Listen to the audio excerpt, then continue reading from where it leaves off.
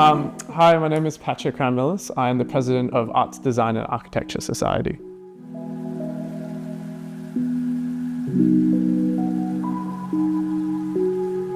I think affirmative consent is about making sure both people are on the same page throughout the whole interaction. It's not always a straightforward path. Affirmative consent is making sure you're adapting to the other person's needs, to where you're at, making sure both people are comfortable.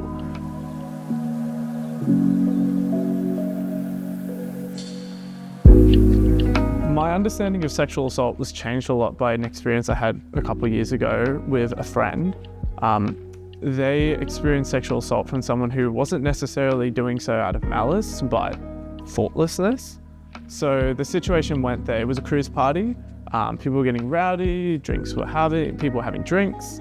And at one point during the night, a friend of mine came over and pointed out that a mutual friend we had was looking quite uncomfortable. And I looked over and she was dancing with someone, but you could tell she was a bit stiff. So I went over there, grabbed her arm, was like, oh, we should talk about something, and dragged her out. And when I sat down with her, she started telling me that she was dancing with this guy and that he went in for a kiss and she didn't know how to say no. And when they were kissing afterwards, he asked her and then she said yes, but she didn't really mean it. And it made me think that it was wrong, absolutely what he did, but it's caused by a lack of really being present and aware of the other person. If he'd been paying attention to her, he would have realized her stiff body language. He would have realized the timid way she was saying yes. That a lot of the time, these awful situations are caused not even necessarily out of malice, but because you're not thinking of the other person. You're too busy thinking about what exactly you can get out of them. And it's that kind of thinking that causes sexual assault.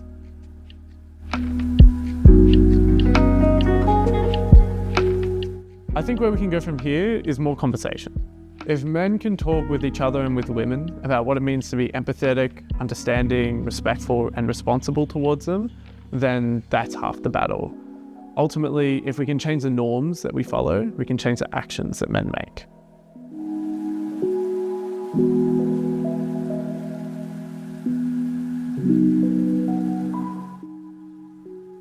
Well, if you're intervening on behalf of the victim in a case of microaggressions, I would say the most important thing is to just sit with them, listen to them, talk with them. It's important not to be too judgmental, not to impose like, oh, I'm sure they didn't mean it that way on top of it. Just hear them out, let them say their piece, and then from there you can talk about where you want to go. It's important to make sure that these things get resolved, and whether that's just like satisfied that it's okay, it doesn't matter, I'll move on, or if the person wants to actually confront the other person, it's important that they're given the freedom to do that and that you're there to support them through that process. If someone's committed a microaggression against someone and you're intervening on behalf of the perpetrator, then especially if you're a friend, it's important to call them out on that. Maybe they're ignorant as to what they said. Maybe they don't understand that the other person wasn't okay with it, weren't aware of their own reaction to it.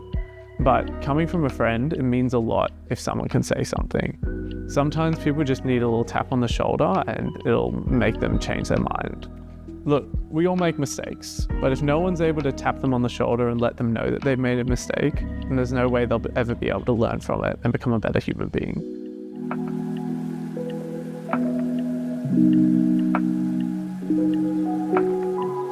I think in a perfect world, it would mean that men and women can interact freely, comfortably, and socially.